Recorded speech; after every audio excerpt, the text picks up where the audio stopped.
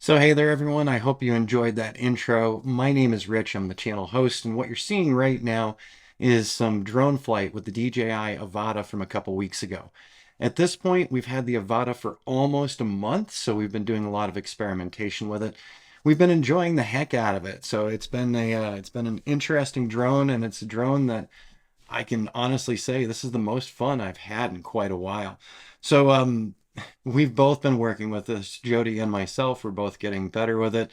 What you're watching right now is completely unedited, and just toying around with this. And I'm gonna move it out of that orbiting really quick.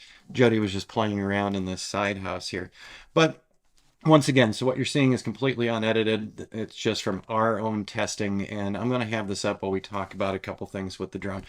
The drone has been a lot of fun. It's actually brought some joy back into a flight for me. I always enjoy doing my client sites, but this is kind of a different view.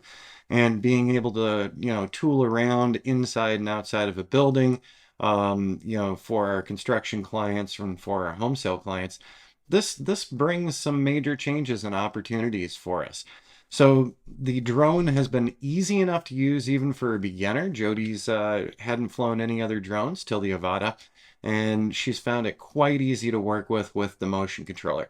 So since we're both new to FPV drone, the motion controller isn't really so offensive to us. We know that some folks don't like the motion controller at all, and we will be trying the other controller in the near future as well. Let's go ahead and close this one down, and we'll pop up another video for you here for while we're talking about this. So our experience with the Avata hasn't been all roses and sunshine. We've run into a couple of problems, and with the latest firmware update, which we did do, we now do have the remote ID apparently. But we didn't know, everything that was going into it. What happened was that the Avata on boot up several days ago was very insistent that there was some firmware updates and had some notifications in it. And so we went ahead and went with it. We're still new to this one. And I should have known better that, sometimes doing the latest firmware update immediately is not the best idea. Fortunately, it hasn't impacted our flight too much.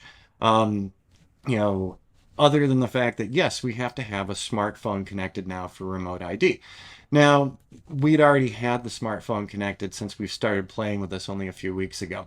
So we've got the goggles on, we've got the goggles connected to the battery pack, we've got the goggles connected to the iPhone.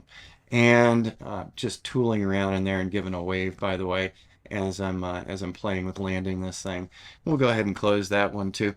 It is weird. So I've got a couple of cables hanging down here. We've got the battery, we've got the iPhone or the iPad. It really does encourage you to have a spotter there with you, who's seeing what's going on the iPhone or the iPad screen. So you really do need that second person, and they're going to be cabled up to you as well. So we've got the battery squared away, but, the length of the cable for the iPad or the iPhone means that we're standing pretty close to each other. And, while I'm flying, Jody's spotting for me, and while Jody's flying, I'm spotting for her. But one of the things that jumped out at us here, and I'm going to change screens in just a second. I'm going to go ahead and pause this one. One of the things that jumped out at us, there we go. So while we were out on location on the iPad, so I was using an iPad here, I got this notification on the iPad. Jody, who was sitting next to me, who had the goggles on, was not getting this message. So I'm getting an independent message on the iPhone or the iPad. I'm there as the spotter, and I'm saying to her, hey, I got a notification that it's saying the connected device is not bound to the aircraft. And she said, hey, I'm not seeing this message at all. Now, this message says, hey, you can fly it 5 times, so it seems like it's connected. We've bound the controller, and we've bound the goggles multiple times since we received this in November. So, the first time around, we got everything set up properly, but then we just started randomly getting this message. We'd get a message that the connected device is not bound to the aircraft, being the goggles, but we've also gotten the connected device is not bound to the aircraft for the motion controller. And so you can do a change bound device or you can do an unbind device. I suggest not doing that.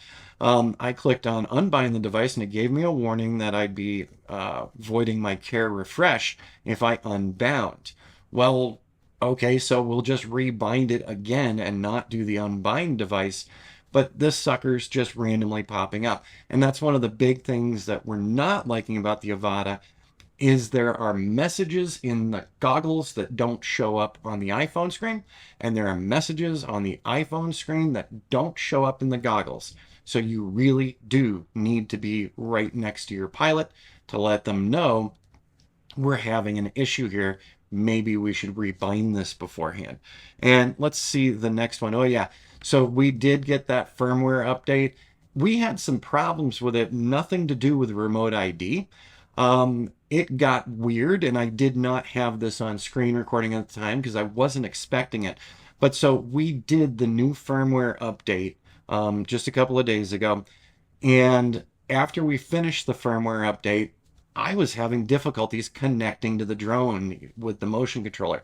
Just arming the drone to let it get ready to take off. It was not responding. We had to shut everything down, reconnect everything a couple of times. I finally got frustrated for the evening because we were doing this later in the day, testing it inside the house. So the next morning, I sat down to try everything one more time.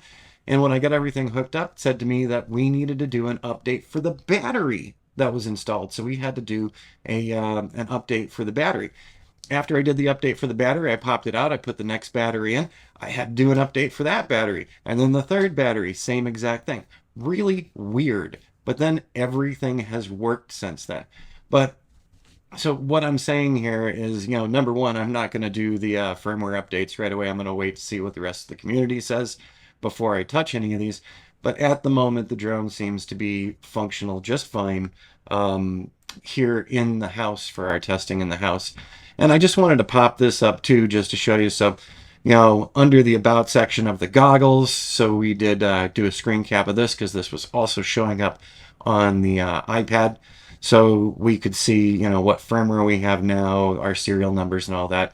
And I am blanking out the serial numbers, but you can see the controller firmware. So definitely some oddities, and it hasn't taken away from my fun with this. But I have to say, the amount of updates and rebindings that I've had going into the field at a client site, you need to have an extra battery just in case if you have to screw with this stuff. So that's one of the things that's bothered me. Now, also, just to follow up on what a lot of other people are talking about today, I know that a lot of people are talking about remote ID. And by the way, so the video running there again, unedited, we haven't stabilized or anything yet. So this was fresh out of the camera and we were using um, the horizon mode instead of the rock steady mode. So anyways, I know that people are talking about remote ID, and bottom line here, having to have the phone or the tablet hooked up does mean, you really do need that second person. I know some people who, might want to do this without a spotter.